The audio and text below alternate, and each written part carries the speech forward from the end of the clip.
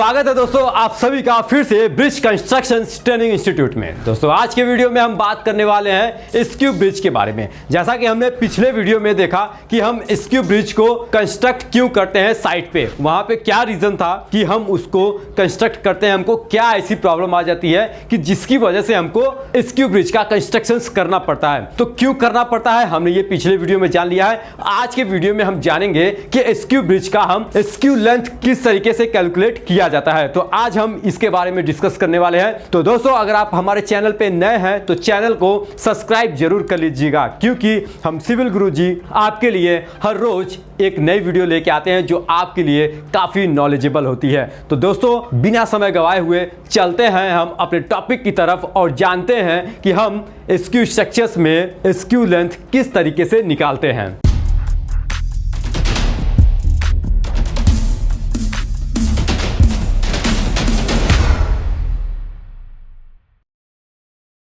तो एक बार मैं आपको फिर से दिखा देना चाहता हूं, जैसा कि हमने पिछले वीडियो में आपको दिखाया था कि हमारा स्क्यू स्ट्रक्चर्स किस तरीके से होता है। ये परपेंडिकुलर नहीं होता है, यानी कि 90 डिग्री का एंगल नहीं बनाता है। यहाँ पे जो एंगल बनता है वो कुछ 90 डिग्री से हट के बनता है, इसलिए वहां पे हम स्क्यू स्ट्रक्चर्स का निर्माण करते हैं। तो दोस्तों आज हम इसी स्ट्रक्चर्स के स्क्यू लेंथ के बारे में जानेंगे। तो दोस्तों आपके लिए मैं एक ड्राइंग लेके आया हूं जिसमें हमारा एक स्क्यू स्ट्रक्चर्स है। तो दोस्तों आप देख रहे होंगे कि आपके सामने एक स्क्यू स्ट्रक्चर्स का ड्राइंग पड़ा है, जिसमें हम इसके अकॉर्डिंग सीखेंगे कि हम लेंथ किस तरीके से निकालते हैं। अब आप देख रहे होंगे कि ये जो आपको स्ट्रक्चर्स दिख रहा है ये हमारा क्या है, ये एक स्क्यू स्ट्रक्चर्स है। या तो ये कलवर्ट हो सकता है, या तो फिर माइनर ब्रिज, या तो मेजर ब्रिज हो सकता है। अब आप देख रहे हैं ये जो पोर्शन है ये हमारा हो सकता है नदी हो, या तो फिर कोई नीचे रिवर बह रही हो। ये आपको क्लियर हो गया। अब देखिए हमको क्या कैलकुलेट करना है, स्क्यू लेंथ। तो जो हमारा यहां से यहां तक का लेंथ है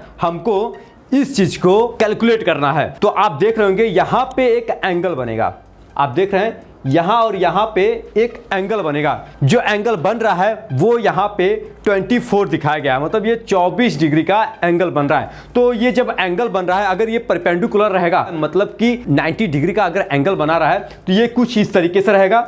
स्ट्रक्चर हमारा एकदम परपेंडिकुलर रहेगा 90 डिग्री में। तो यहां पे जो हमारा एंगल बनेगा वो कितना होगा, वो 90 डिग्री का होगा। ठीक है, बट यहां पे क्या है, यहां पे कंडीशंस कर दिया है कि यहां पे जो हमारा स्ट्रक्चर्स है उसको थोड़ा सा मोड़ दिया है, मतलब घुमा दिया गया है। अब ये जो एंगल बन रहा है ये हमारा बन रहा है 24 डिग्री का एंगल बन रहा है। तो हमको क्या कैलकुलेट करना है, हमको ये पूरा लेंथ कैलकुलेट करना है, मतलब कि ये लेंथ कितना होगा आज इसके बारे में हम सीखेंगे। तो दोस्तों वीडियो काफी अच्छी होने वाली है, जल्दी से अपने दोस्तों के साथ ज्यादा से ज्यादा शेयर कर दीजिए कि ताकि उनको पता चल जाए कि हम स्क्यू लेंथ का लेंथ किस तरीके से कैलकुलेट करते हैं।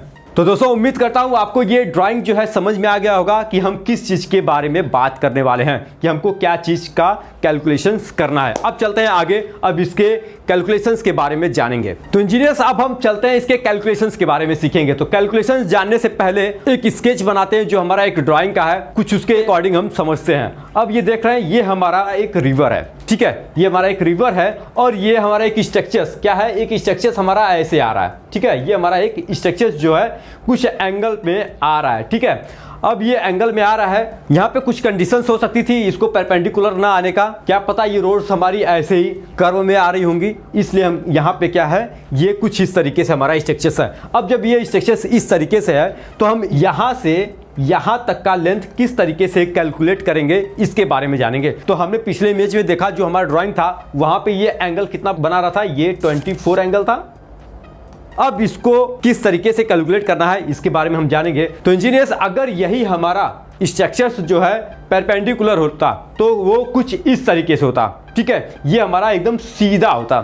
ठीक है, पर यहाँ पे कंडीशंस क्या है, ये स्ट्रक्चर्स जो हमारा स्क्यू है, थोड़ा सा टिल्ट है। अब इस कंडीशंस में हम इसको किस तरीके से कैलकुलेट करते हैं हमारे स्क्यू लेंथ को। तो इसको कैलकुलेट करने के लिए हमको 10th 12th का ट्रिग्नोमेट्री आना चाहिए, जिसको हम त्रिकोणमिति बोलते हैं। त्रिकोणमिति आपको काफी अच्छे तरीके से आने चाहिए, जिसमें हमने पढ़ा था cos theta, tan theta, sine theta, इन सब का फॉर्मूला जो है आपको याद होना चाहिए। वही फॉर्मूला जो है यहाँ पे यूज होगा।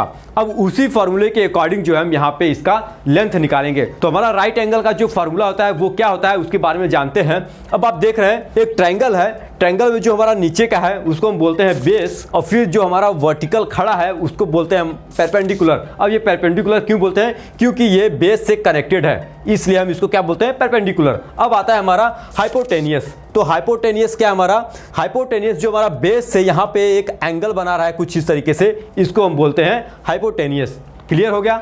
अब चलते हैं हमारे जो फॉर्मूलेस होते हैं, फॉर्मूलेस के बारे में जानते हैं। तो फॉर्मूला होता है हमारा साइन थीटा बराबर परपेंडिकुलर बाई हाइपोटेनियस। फिर आता है हमारा कॉस थीटा। कॉस थीटा बराबर होता है हमारा पी बाई एच। पी का मतलब हो गया हमारा बेस और एच का मतलब हो गया हमारा हाइपोटेनियस। फिर आता है हमारा टेन थीटा। तो टेन थीटा इक्वल टू क्या होता है हमारा?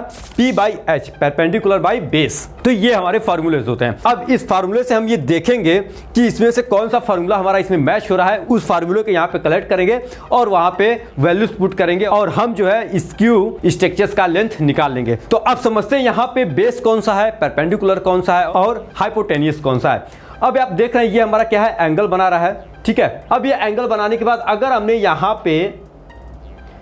पे एक परपेंडिकुलर लाइन खींच लिया, ठीक है। हमको तो जाहिर सी बात है आपको ड्राइंग में एक चीज गिवन होगा, ये जो हमारी नदी है इस नदी की चौड़ाई जो है वो आपको गिवन होगा, ठीक है। ये हमारा विड्थ है, तो सपोज वहां पे आपको 12 दिया हुआ है।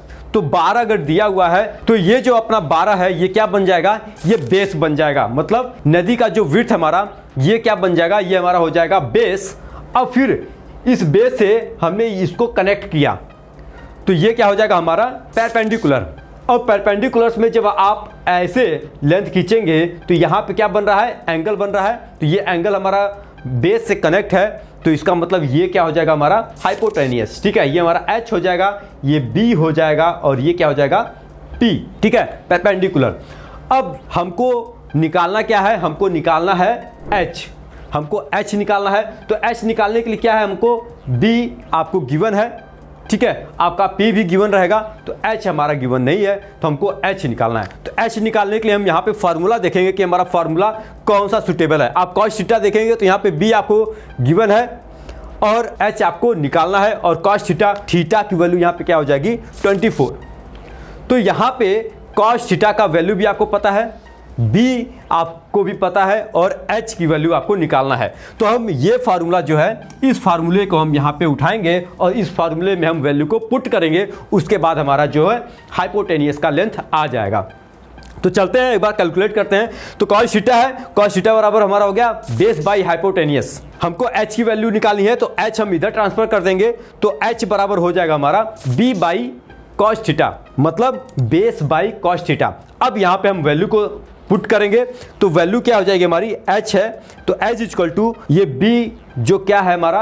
B की वैल्यू क्या गिवन है? 12 मीटर, ठीक है। फिर उसके बाद कॉस थीटा यहाँ पे क्या हो जाएगा? कॉस थीटा की जगह हो जाएगा हमारा 24। अब कॉस थीटा आपको पता होगा कि कॉस थीटा की वैल्यू कितनी होती है। तो दोस्तों ये H आप कैलकुलेट करके कमेंट में आप बताइए कि H की वैल्यू क्या आएगी। तो दोस्तों H बराबर 12 बाई कॉस थीटा। तो कॉस थीटा क्या हो जाएगा? यहाँ पे जो हमारा एंगल बन रहा था वो बन रहा था 24 डिग्री, तो यहाँ पे 24 लिखेंगे। तो कॉस 24 का जो वैल्यू होता है आपको उस वैल्यू को यहाँ पे रखना है और उसके बाद इनको कैलकुलेट कर लेना है। तो दोस्तों यहाँ पे कॉस थीटा क्या हो जाएगा? कॉस 24 हो जाएगा और 12 तो आपका है ही है, मतलब कि आपको कॉस थीटा की वैल्यू आपको पता होनी चाहिए। अगर नहीं पता है तो आप 10th और 12th की बुक को फिर से खोलिए, वहां पे आपको कॉस 24 का वैल्यू गिवन रहेगा। उसको फिर यहाँ पे आप सॉल्व करिए और कमेंट करके आप बताइए कि यहाँ पे जो हमारा H का वैल्यू क्या होने वाला है। तो दोस्तों उम्मीद करता हूँ वीडियो आपको काफ़ी अच्छी लगी होगी और आपको स्क्यू लेंथ किस तरीके से निकालना है वो भी आप समझ गए होंगे। तो दोस्तों एक बार मेरे साथ जरूर बोलिएगा कि करना है खास, तो चलो हमारे साथ सिविल की बात गुरुजी के साथ। तो मिलते हैं आपसे नेक्स्ट वीडियो में एक और अच्छी वीडियो के साथ। तो आज के लिए अलविदा, जय हिंद।